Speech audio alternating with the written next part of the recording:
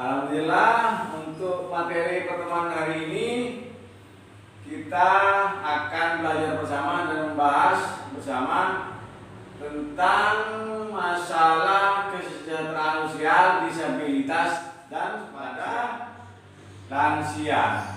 Mungkin ibu-ibu tahu apa itu yang dinamakan lansia, Ibu Riki? Lansia itu lanjut usia, Pak. Yang sudah tua itu, Pak. Tidak benar juga. Intinya lansia itu adalah orang sepuh. Iya. Atau lansia itu jelasnya adalah cerminan masa depan kita. Karena kita ke depan tentu juga akan mengalami atau masuki yang namanya umur lansia. Cuman sebelum diteruskan ke materi selanjutnya, ini sudah dibentuk kelompok ibu. Iya, Pak. Ada tadi sebelum dimulai sudah dibentuk 3 kelompok. Yang sebelah kanan saya kelompok Mas Arif, Ibu Arif. Yang sebelah kiri saya nama kelompoknya kelompok Ibu Dana. Terus yang tengah tempatnya depan saya ini kelompoknya Ibu Riki. Ya, Pak. Bu Riki kalau diberikan ada kelompok 1, 2, dan 3 Bu Riki. Makasih Bu Riki. Oh iya, Pak. Atau lebih jelasnya biar lebih gamblangnya, tolong dibacakan hasil oret-oretan itu, tadi itu. Kelompok 1 dan 2, kelompok 1, 2, dan 3. Sudah ada oret-oretannya Bu Riki. Iya, Pak. Dan tolong dibacakan Bu Riki. Ini soalnya mau dibaca, ya, Pak. Iya. Yang satu itu pertanyaan apa, yang 3 pertanyaan apa, yang 2 juga pertanyaannya tentang apa. Itu semuanya menyangkut lansia Bu Riki. Apa sebaiknya yang dilakukan agar lansia sehat? Mungkin Ibu Riki tahu jawabannya. Apa yang dilakukan agar lansia itu sehat dan bahagia, apa yang dilakukan? Kalau menurut saya ya periksa rutin itu, Pak. Mandi juga rutin itu mandinya, Pak. Makannya juga ya harus yang apa ya, Pak? Yang bergizi gitu, Pak. Oh, itu betul juga. Terusnya Ibu Dana, tolong baca Bu Dana.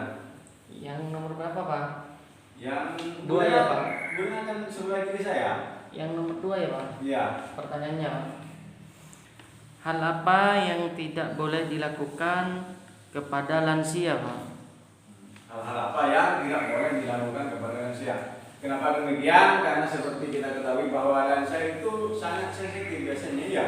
Iya, Pak. Selain umurnya juga sudah lanjut usia, biasanya si lansia itu mudah tersinggungan. Ya, Ibu Arif tolong dibacakan yang tadi. Bagaimana menghadapi lansia yang sulit perilakunya, Pak? Pertama, kita tetap ekstra sabar dan bijaksana dalam menghadapi si lansia. Seterusnya juga memberi perhatian dan menjadi pendengar yang baik bagi lansia. Terusnya juga melakukan pendekatan pribadi si lansia. Terus juga memberi kesempatan kepada lansia apa yang disuka, bisa mau makan apa dan mau minum apa, monggo itu ditanyakan kepada si lansia. Karena dengan demikian mungkin si lansia akan merasa bahwa si cucu atau anaknya yang umur itu memiliki sifat ramah tamah dan tidak mudah menjadikan si lansia itu tidak tersinggung. Terusnya Ibu, ini ada cat di belakang Ibu. Ada hal-hal prinsip yang harus diterapkan oleh Ibu di sini Ibu. Boleh dibacakan jawab Ibu. Ini Ibu, pertama ya, prinsip melayani lansia. Yang pertama tidak memberikan stigma atau cap kepada lansia. Artinya apa? Jangan gampang mengucap salah kepada lansia yang kita rawat secara bersama-sama, khususnya kita selaku anaknya di rumah kita masih Ibu. Ya, Pak. Bisa kan Bu? Bisa, insyaallah, Pak. Terusnya yang kedua, yakni tidak menghindari sikap sensitif, misalnya mudah marah, Singgung. Karena lansia itu kan biasanya sering marah dan juga tersinggungan. Betul nggak? Betul. Kalau saya di rumah juga ada mbak yang seperti itu. Sedikit diomongin, kadang yang salah ngomong, dia marah-marah. Terus yang pertama terkait ini biasanya terkait makanan. Biasanya kalau tidak ditawari terlebih dahulu, jangan gampang memberi makanan, memberikan makanan ke si lansia. Kenapa? Pikiran dan watak lansia itu sangat berbeda. Nah, seterusnya tidak membesar-besarkan masalah. Itu lagi, jangan pernah mengungkit masalah yang pernah dilakukan, terutama kesalahan yang dilakukan masalah yang dilakukan oleh lansia. Nah, karena apa? Sekali lagi membesarkan masalah yang pernah dilakukan oleh lansia, akibatnya akan fatal. Benar kan ya? Iya. Itu juga menghindari sikap belas kasihan yang berlebihan. Biarkan dia meskipun kasihan dan sangat kasihan, jangan kita makan kepada si lansia. Kita berpura-pura bersikap biasa aja. Sebenarnya di dalam benak saya itu kan sebenarnya sangat terlihat ketika melihat lansia keadaannya sangat memprihatinkan. Jangan sampai dia tunjukkan langsung kepada si lansianya. Kita pura-pura cuek aja, padahal sebenarnya kita tidak seperti itu. Iya kan Ibu? Iya Pak. Nah, terus kemandirian, memberi kesempatan pada lansia menunjukkan kemampuannya.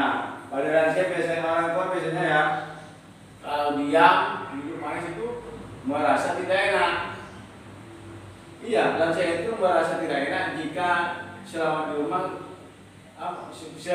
itu kebanyakan diam, tidak aktivitas yang dikerjakan. Padahal semasa lansia itu di atas 70 tahun ke atas dan belum nyampe 80, ada yang sudah nyampe 80, biasanya itu mereka itu tidak enak kalau diam. Mesti aja ada yang dikerjakan. Iya. Entah nyuci, entah nyapu, entah cari sampah, apa banyak lah sebenarnya macam-macam ya. Bersyukur kalau si lansia itu masih rajin bersih-bersih di rumah. Sebaliknya ada lansia yang suka mengumpulkan sampah-sampah dari luar yang dimasukin ke rumah. Gitu ya, biarkan aja, yang penting lansianya itu tidak ngamuk dan marah-marah itu. Ya Pak. Boleh ya, coba ya, bisa kalian coba di rumah ya. Insyaallah Pak. Nah, seterusnya keluarga sebagai sumber pemecahan masalah. Harusnya dalam keluarga itu yang menjadi pemecahan masalah di lansia itu adalah seluruh keluarga yang ada di dalam rumah. Dengan sampai masalah si lansia itu disebarluaskan ke keluarga yang ada di luar rumah, karena itu akibatnya akan berakibat fatal pada si lansia. Nah, tentunya ada lagi selain prinsip melayani lansia, juga di Indonesia ini disebutkan terkait cara menghadapi lansia yang sulit perilakunya. Paham nggak apa maksudnya yang lansia yang sulit perilakunya? Ya emang kalau lansia itu apa ya Pak? Sulit diatur itu Pak. Iya Pak. Ya, yang Madura itu lansia itu ngalak sakit bibi. Iya Pak. Ngalak sakit bibi. Yang gila itu mau lari semua itu biasanya abelikan asal abelikan anak ini boleh bermain anak ini gimana anak kecil. Anak kecil itu kan nggak ngerti omongannya orangnya, itu udah main saja apa yang dia suka.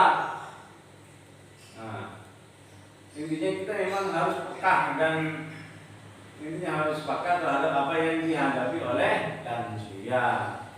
Nah, selaku orang yang mengasuh lansia tersebut, kita sebagai cucu atau anak lah istilahnya ya, kita harus tetap menghormati dan menghargai lansia sebagai orang tua.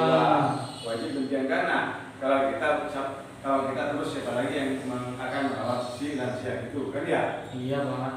Seterusnya yang kedua, bersikap sabar dan bijaksana terhadap perilaku orang tua atau lansia. Lagi-lagi kita harus diminta kita diminta berekstra dan harus sabar dalam menghadapi si lansia. Kita dari dunia ya, sabar. Asal perlu diakui katanya bahwa sabar itu adalah cahaya. Dan seterusnya memberikan kasih sayang dan seterusnya memberikan kasih sayang dan menjadi pendengar yang baik bagi manusia. Selain kita menyayangi dia, kita diusahakan dan diwajibkan untuk menjadi pendengar setia, pendengar baik si lansia. Kalau misal si lansia minta ini itu mau itu, rupanya kita harus menunjukkan bahwa kita ini menjadi pendengar yang baik. Sehingga dengan demikian si lansia akan senang dalam hidupnya.